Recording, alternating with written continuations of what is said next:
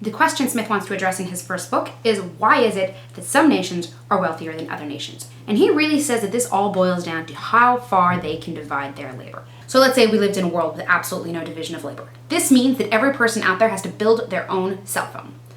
So how are cell phones made? I don't know, I think first there's wires in the cell phone, right? Okay, so wires are made out of metal, which means I need to go to a mountain and I need to mine metal, and then I need to figure out how to work the metal, and then I need to figure out how to twist it into wires, and then I need to figure out how to...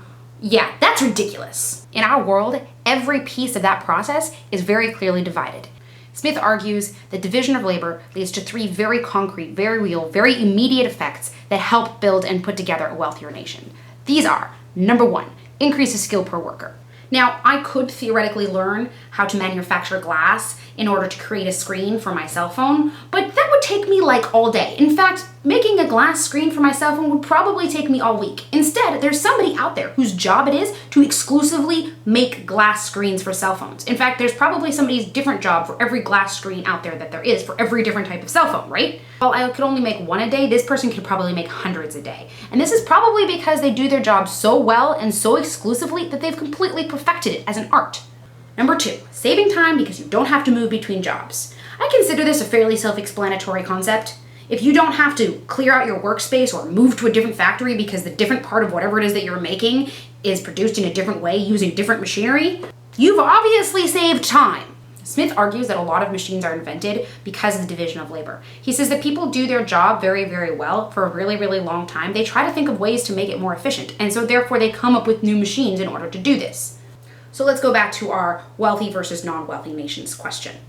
Non-wealthy nations are usually stuck in an agricultural state. This means that they are farmers.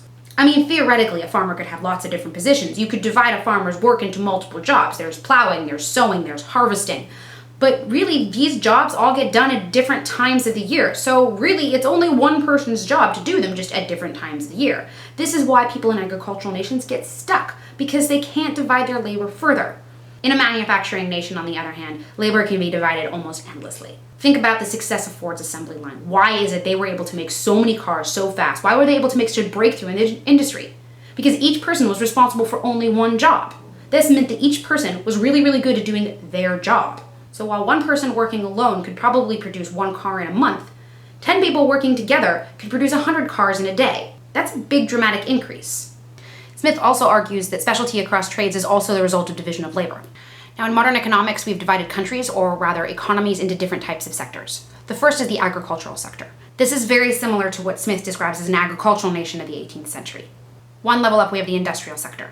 An industrial country of today is one that produces physical industrial goods, like China, for example. Very similar to the civilized societies that Smith was describing in the 18th century. They were the most advanced they had at the time. But as to be expected, economies evolve. We've added another layer. Today, we have a service sector. We've divided labor so far that in our most advanced economies, we even divided up non-material aspects of goods. I hope I was able to simplify this concept. Next week, we'll be back to discuss trade and how it affects and actually causes and puts into play division of labor.